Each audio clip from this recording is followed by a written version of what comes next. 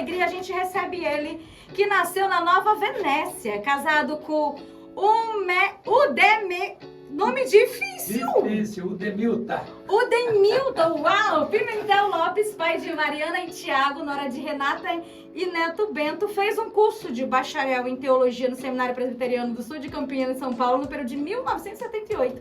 E em 1981, seu doutorado em ministério em inglês aqui, Reforma Theological Seminar, é chique, em Jackson, Mississippi, nos Estados Unidos, no período de 2000 a 2001. Foi pastor da primeira igreja presbiteriana de Bragança Paulista no período de 1982 e 1984. Desde 1985 é pastor titular da primeira igreja presbiteriana de Vitória.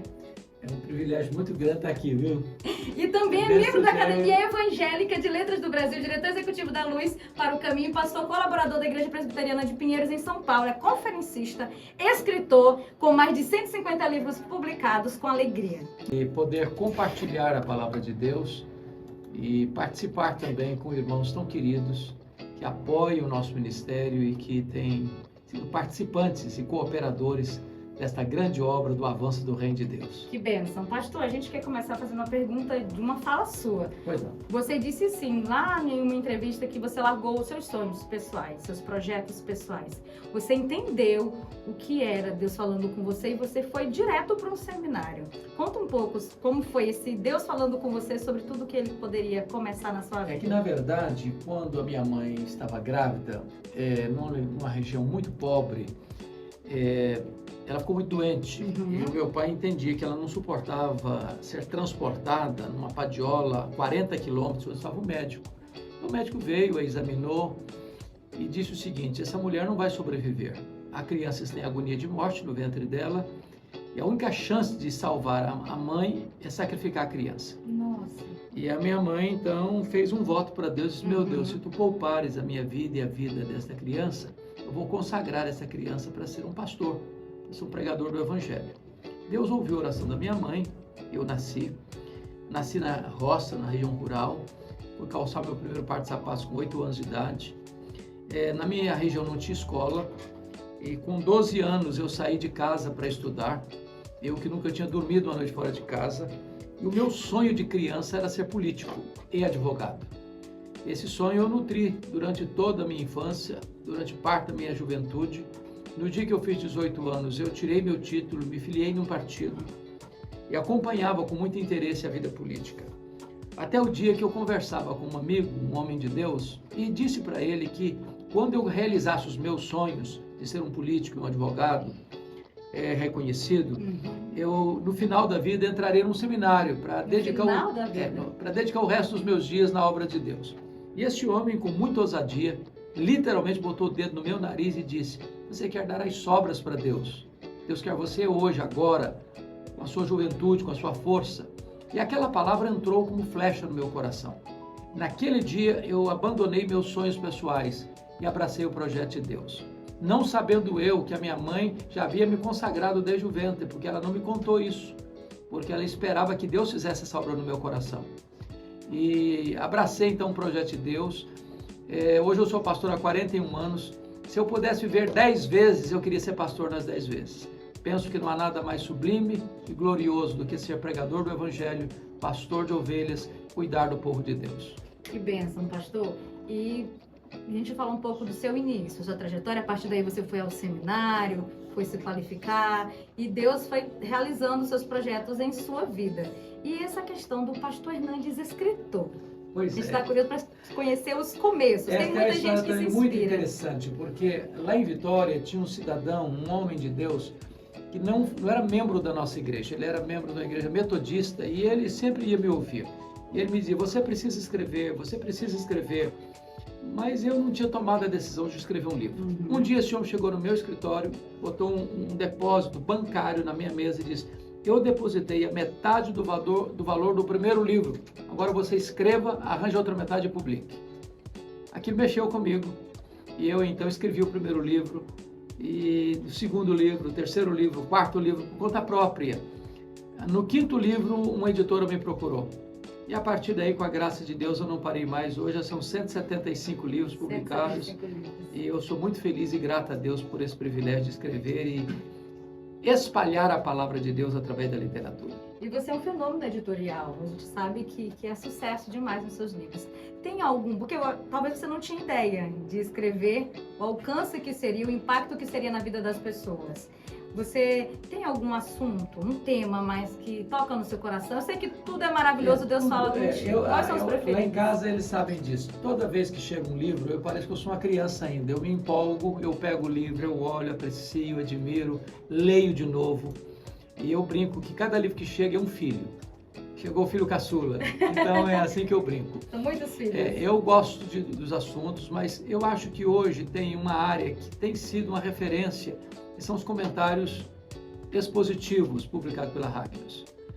Por quê? Porque eu entendo que nós temos bons comentários no Brasil, na sua maioria tradução de autores estrangeiros, mas a maioria deles não segue a linha literalmente expositiva, de pegar o texto, examinar o texto, dividir o texto homileticamente e expor o texto, de tal maneira que qualquer pessoa pode pegar e reproduzir aquele conteúdo num sermão, no estudo bíblico, numa reunião familiar.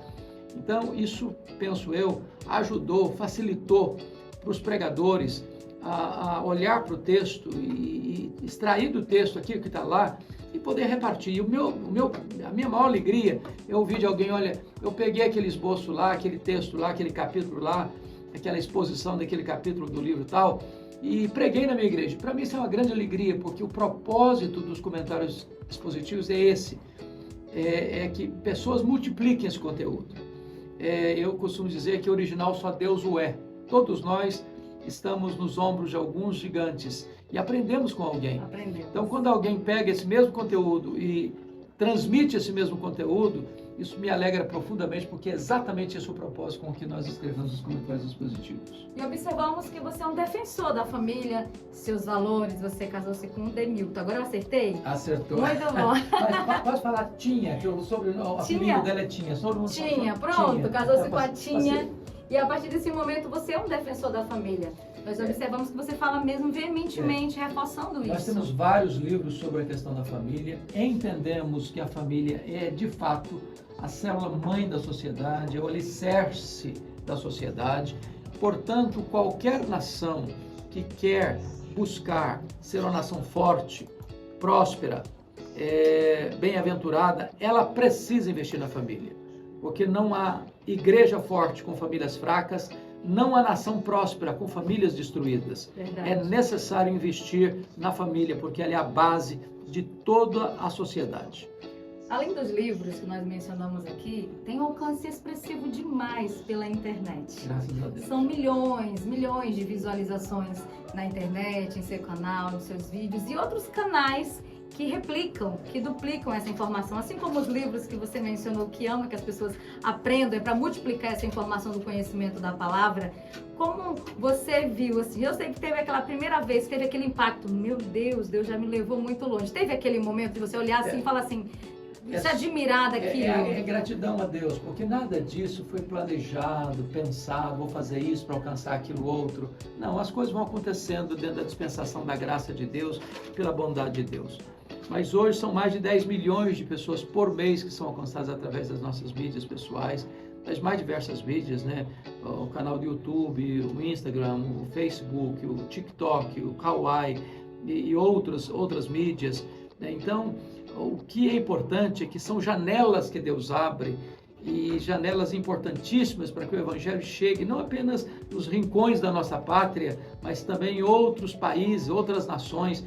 Para você ter uma noção, no canal do YouTube são 100 nações que são alcançadas. Pessoas de 100 nações recebem essas mensagens, porque nós temos pessoas de língua portuguesa espalhadas no mundo inteiro.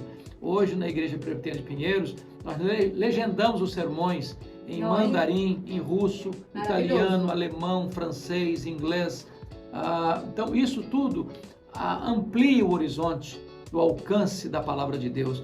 E isso também é um fator profético, porque foi Jesus quem disse que este Evangelho do Reino será pregado em todo o mundo, para testemunhar todas as nações e então virá o fim. nós estamos não só aguardando, mas apressando o dia da volta do Senhor Jesus. Pastor, você é referência para todos os pastores. Agora, uma Obrigado. mensagem diferenciada para esses pastores, para esse público que lhe ouve agora.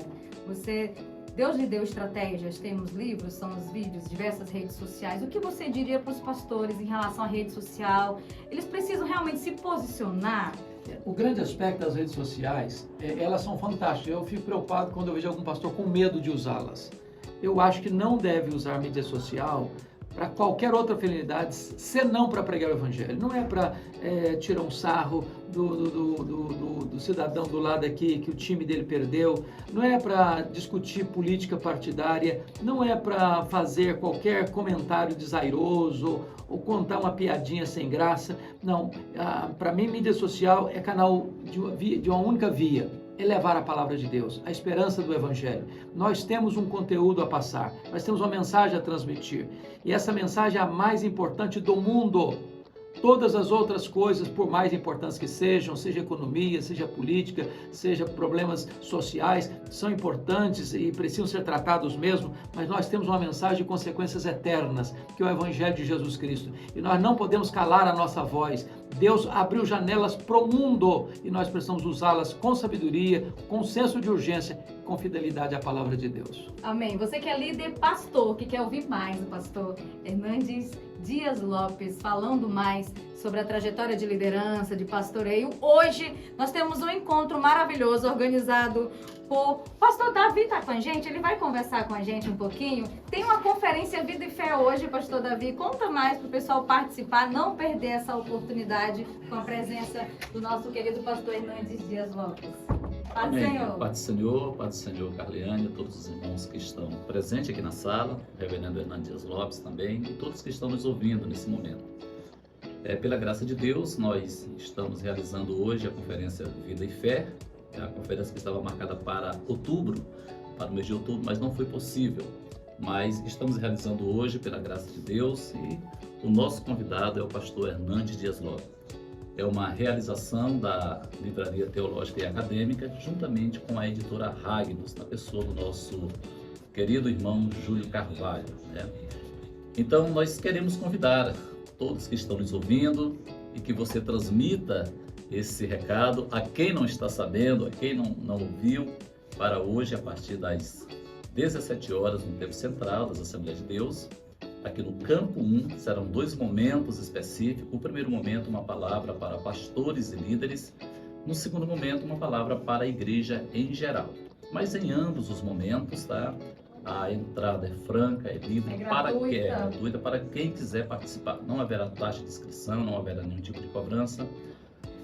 O nosso objetivo é que todos sejam abençoados pela ministração da palavra de Deus com o pastor Hernandes Dias Lopes, né? Que eu até me emocionei um pouco aqui. Fiquei nervosa também. Quando o pastor falou sobre a chamada, né? A sua chamada pessoal, porque eu fiquei um pouco emocionado, lacrimejei aqui, porque eu acho muito interessante a chamada ao ministério pastoral. E eu estava até falando com o pastor, ele escreve os livros, vocês divulgam e eu vendo. O tripé é perfeito. É um tripé perfeito. Um planta, outro colhe, um planta, outro rega, outro colhe. Eu acho que nós estamos não competindo, mas cooperando. Eu sei que a agenda é sempre corrida, com muitos compromissos, mas parou para conversar aqui com a gente da Rádio Cidade Esperança. Somos felizes demais.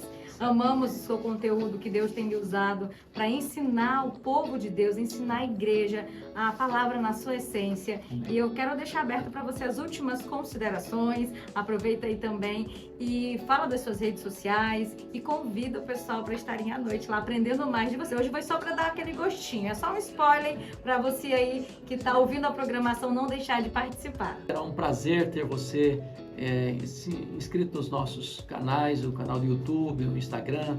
Será um privilégio você receber da nossa parte todo esse conteúdo que produzimos. Muito obrigada, pastor Hernandes Dias Lopes. Obrigada, pastor Davi. E esse foi o nosso quadro.